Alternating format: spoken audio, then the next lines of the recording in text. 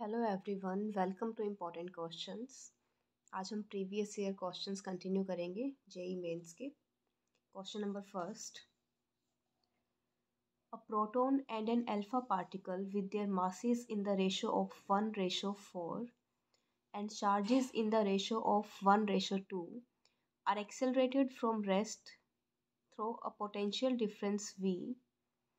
If a uniform magnetic field is set up perpendicular to their velocities, the ratio of the radii Rp ratio R alpha of the circular paths described by them will be। देखिए, एक proton है हमारे पास और एक alpha particle है जिनके मास का और चार्ज का रेशो हमें गिवन है। अब ये हमें कह रहा है that they are accelerated from rest through a potential difference V। वो रेस्ट से एक्सेलरेट किए गए हैं कितने पोटेंशियल डिफरेंस पे V पे, और एक यूनिफॉर्म मैग्नेटिक फील्ड है वहाँ पर जो वेलोसिटीज़ के परपेंडिकुलर है। अब हमें दोनों के रेडियस का रेशो निकालना है। देखिए, हमें गिवन है v velocity perpendicular to magnetic field है, तो इस केस के लिए हमें पता है रेडियस का फॉर्मूला क्या होता है, √2me/qb। हम दोनों फोर्सेस, सर्कुलर फोर्स और मैग्नेटिक फील्ड के फोर्स को इक्वेट करके आर रेडियस के फॉर्मूला हम फाइंड कर सकते हैं। हमने कल भी इस पे बेस्ड कुछ क्वेश्चंस किए थे। We know that kinetic energy equals to charge into potential difference. तो E की जगह, एनर्जी की जगह हम Q डेल्टा भी पुट कर देंगे फॉर्मूला में। अब यहाँ से हमें रेशो निकालना है, तो मास और Q की टर्म हम रख लेंगे क्योंकि मास और चार्ज का हमें रेशो गिवन है। बाकी पोटेंशियल डिफरेंस सेम है, मैग्नेटिक फील्ड सेम है, 2 कांस्टेंट है, तो रेशो निकालेंगे तो ये चीज़ें बाकी की टर्म्स कट हो जाएंगी। इसलिए R is directly proportional to m/q। mp/m alpha, q alpha by qp की वैल्यूज़ पुट कर देंगे जो हमें गिवन है 1/4, 2/1 and we will get the ratio 1:√2। Alpha particle आपको पता होगा हीलियम को बोलते हैं। Now next question, as shown in the figure, two infinitely long identical wires are bent by 90 degree। दो लॉन्ग इनफाइनाइट वायर्स हैं जिन्हें 90 डिग्री पे बेंड कर दिया है, and placed in such a way that the segment LP and QM are along the x-axis। segment LP और QM x-axis के along हैं, and segment PS and QN are parallel to the y-axis। PS और QN y-axis के parallel हैं। If OP equals to OQ is equals to 4 centimeter। OP और OQ हमें given है 4 centimeter। And the magnitude of the magnetic field at O is 10⁻⁻4 Tesla. O पे मतलब origin पे magnetic field given है 10⁻⁻4 Tesla. And the two wires carry equal currents। दोनों wires में same current flow हो रहा है। The magnitude of the currents in each wire and the direction of the magnetic field at O will be। magnitude find करना है, each wire में, दोनों wire में same current flow हो रहा है तो current find करना है, और मैग्नेटिक फील्ड ओ पे क्या डायरेक्शन होगी वो फाइंड करना है। गिवन वाली लिख ली हमने। अब डायग्राम में देखो, मैग्नेटिक फील्ड ओ पे जो होगा वो किस वजह से होगा, एक तो पी एस की वजह से और एक क्यू एन की वजह से। एल पी और क्यू एम की वजह से मैग्नेटिक फील्ड ज़ीरो होगा क्योंकि ये सेम लाइन पे लाई करते हैं तीनों। मैग्नेटिक फील्ड अगर हमें फाइंड करना है तो जो वायर परपेंडिकुलर जा रही है हमें वो देखनी है।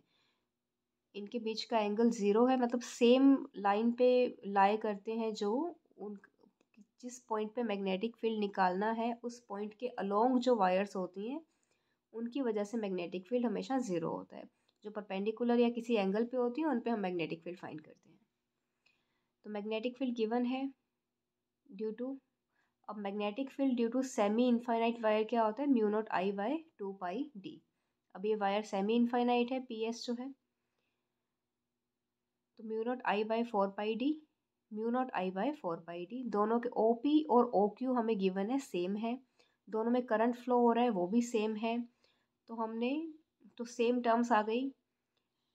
10⁻⁻4 टेस्ला, μ0 की वैल्यू होती है 4π × 10⁻⁷ I डिवाइडेड बाय 4π × 4 सेंटीमीटर हमें गिवन है। इंटू 2 कर दिया क्योंकि सेम टर्म्स हैं। सेंटीमीटर को हम चेंज करेंगे 10⁻⁻²। तो इसको जब आप कट वगैरह करके सॉल्व करोगे तो आपके पास करंट की वैल्यू आ जाएगी I = 20 एम्पियर। और मैग्नेटिक फील्ड की डायरेक्शन क्या होगी, आप जब इस सेगमेंट को अगर लेंगे हम PS को, तो थंब को रखेंगे मैग्नेटिक फील्ड करंट की डायरेक्शन में, थंब को आप इस तरह से करंट की डायरेक्शन में रखेंगे। ठीक है, तो फिंगर्स कहाँ जा रही हैं, डाउनवर्ड इनटू द पेज। तो मैग्नेटिक फील्ड की डायरेक्शन आ गई perpendicular into the page. Now next question देखेंगे। A circular coil having n turns and radius r carries a current I। एक सर्कुलर कॉइल है हैविंग n टर्न्स, जिसके n turns हैं, radius r है, current I flow हो रहा है। It is held in the xz plane in a magnetic field B I cap. Circular coil को xz plane में रखा गया है, मैग्नेटिक फील्ड जो है वो x डायरेक्शन में है। टॉर्क फाइंड करना है on the torque on the coil due to the magnetic field. Coil पे कितना टॉर्क होगा मैग्नेटिक फील्ड की वजह से, वो हमें फाइंड करना है। देखिए हमें गिवन है कि कॉइल को एक्स जेड प्लेन में रखा है। मान लेते हैं कि ये जो डायरेक्शन है ये एक्स डायरेक्शन है और थंब जिस डायरेक्शन में जा रहा है ये जेड डायरेक्शन है। एक्स जेड इस प्लेन में कॉइल को रखा गया है और मैग्नेटिक फील्ड जो है वो एक्स डायरेक्शन में है। अब ये जो प्लेन है इसका एरिया वेक्टर हम निकालेंगे तो किस डायरेक्शन में होगा, परपेंडिकुलर टू इट, इस डायरेक्शन में। ठीक है, मैग्नेटिक फील्ड कहाँ है, एक्स डायरेक्शन में, और area vector perpendicular to it. तो मैग्नेटिक फील्ड और एरिया वेक्टर के बीच का एंगल आप फाइंड कर सकते हैं, कितना होगा, 90 डिग्री। ठीक है, देखिए coil has n turns given है हमें, और टॉर्क निकालेंगे on coil due to magnetic field. It will be torque equals to m cross b, where m is magnetic moment and m is equals to NIA/B sin theta. Theta अभी हमने देखा है कितना होगा, 90। तो torque is equals to NI, area कितना होगा circular coil का, πr², B sin 90, sin 90 की वैल्यू होती है 1। तो torque is equals to NI/πr²B। So option number 3 is correct. So if you find my channel useful, then please like, share and subscribe. Thank you.